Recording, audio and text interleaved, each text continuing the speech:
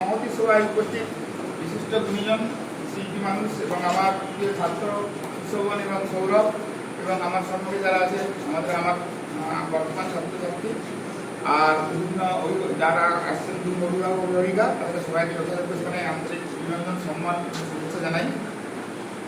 এইটা আমাদের আমার কাছে খুব ভালো লেগেছে। আমরা খুব কৃতজ্ঞ। আমার বিভিন্ন আগে ভর্তিও পেয়েছে এই বছর। আমার গার্ডিয়ান প্রশ্ন করছে আমাদেরকে আঁকা শেখানো হয়, তখন ইতিমধ্যে ওরা 2-3 মাস আগে যোগাযোগ করছে। আমি বলছি হ্যাঁ আমাদের একটা একাডেমি খোলা হবে। আজকে সেই শুভ দিন। আমি ব্যক্তিগতভাবে আমাদের স্কুলের পক্ষ থেকে সুশোভন এবং সৌরভকে আমরা অভিনন্দন জানাচ্ছি। এই পড়াশোনার সঙ্গে সঙ্গে কো কারিকুলার অ্যাক্টিভিটি, এই আর্ট একটা খুব গুরুত্বপূর্ণ, কারণ একটা টাইম স্পেন্ড করার এবং মেন্টাল যে সাপোর্ট পড়াশোনার সঙ্গে সঙ্গে এটা করলে ছাত্রছাত্রীদের পড়াশোনার মনোযোগ বাড়বে।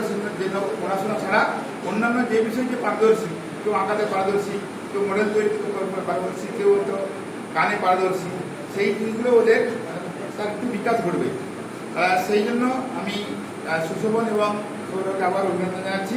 তোমরা পড়াশোনার সঙ্গে সঙ্গে প্রতিদিন ছুটির দিন একটা দিন তোমরা স্পেন্ড করো 1-1.5 ঘন্টা, দেখবে ভালো লাগবে এবং এখান থেকেও তোমার লাইফে সাপোর্ট পাবে। পড়াশোনা করে যেমন কোনো প্রতিষ্ঠিত হবে, এখান থেকেও কিন্তু এই পড়াশোনার সঙ্গে সঙ্গে আঁকা শিখেছে, সেই আঁকাটাকে আবার এখানে প্রফেশন হিসেবে বলেছে যে প্রফেশনাল কাজে লেগেছে। জন্য আমাদের কাছে আবেদন থাকবে, তোমরা পড়াশোনার সঙ্গে সঙ্গে এই আর্টটাকে একটা হবি হিসেবে নাও এবং সেখানে প্রতি ছুটির দিনে 1-1.5 ঘন্টা সময় স্পেন্ড করো। ওতে ভালো লাগবে, এতে পড়াশোনার মানও বাড়বে, পড়াশোনার মন ভালো বসবে, ঠিক আছে? এবং তোমরা এটা থেকে জীবনে সুপ্রতিষ্ঠিত হতে পারবে। এই বলে আমি আমার বক্তব্য শেষ করি।